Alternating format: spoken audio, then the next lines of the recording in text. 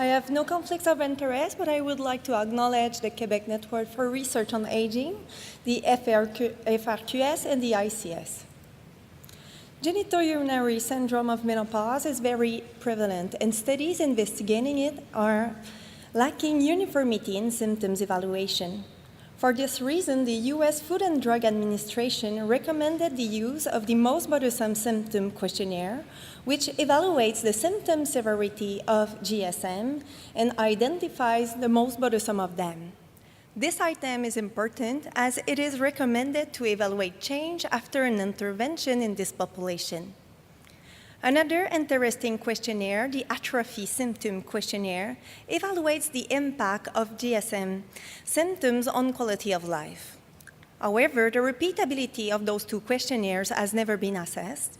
The relationship between GSM symptoms and their impact on postmenopausal women's quality of life has never been investigated either.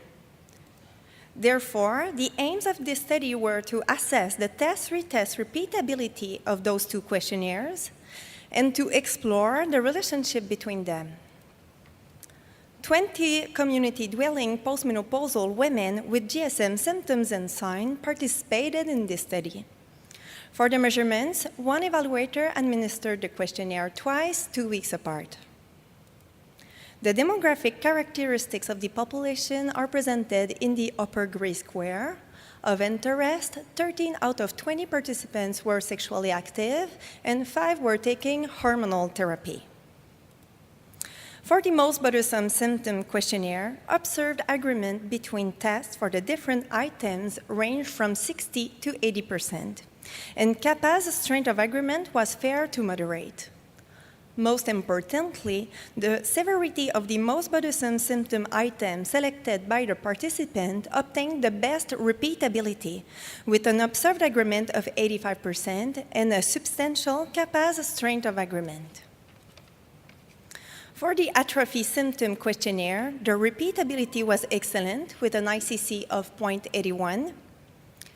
When looking at the relationship between the two questionnaires, we found a strong positive correlation between the most bothersome symptom item and the Atrophy Symptom Questionnaire total score. The Most Bothersome Symptom Questionnaire and the Atrophy Symptom Questionnaire have repeatable outcomes and are correlated between each other in women with GSM. Therefore, those questionnaires are good outcome measures to assess GSM symptoms and quality of life in this population. Thank you for your attention. Thank you. Thank you very much for your presentation. I think you covered an aspect that is becoming more and more popular, that is GSM. There's just a couple of curiosities that I'd like to submit to you. One is that the severity of the condition and of symptoms is very much dependent on the timing of occurrence of menopause. And I wonder whether in your study the severity of the condition was different in the 20 patients that you considered. This is the first one. And if you are aware of if this concordance in the questionnaires were the same also in assessing changes related to some treatment secondary to the GSM condition. Can you repeat the first one? Sorry. The first one is that the severity of the condition and of the symptoms can be different depending on the timing of the assessment related to the occurrence of menopause. Women that are 55 have a severity of symptoms much less than when they are 65 if they are estrogen deprived. Did you have this sort of distribution in your patient? Of the severity? Yeah. Yeah, it was from mild to severe, so we didn't took only the severe or moderate symptoms, okay. Severity, so some people had only mild symptoms. Okay.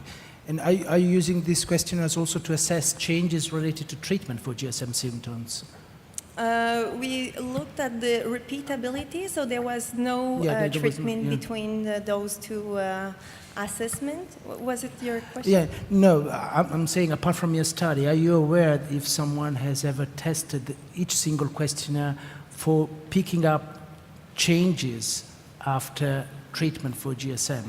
Of those two Yeah, questionnaires, yeah. the MBS questionnaire is frequent because the Food and Drug Administration recommended its use, and I found a lot of, maybe not a lot, but a few questionnaires using the atrophy symptom questionnaires too. So there is a modification, evolution of the symptoms after the treatment, but no one's looked at the repeatability of those severity. They're not very common in Europe. Okay. So the most bothersome symptom questionnaire, what is very interesting is that you have to choose the most bothersome of them. So this one, as we saw, it's very repeatable because some people have very severe dyspareunia, but they will have no vaginal dryness. So it is why it's recommended now to be used in studies. And if there are no further questions, do you know if they are validated also in other languages, not just in English or? I mean, do you know if there are Of those versions? questionnaires? No, it's only in English by Only in now. English. So maybe we have to translate it now. Great. Thank you very much. Thank you. Thank you. If there is no question anymore, we move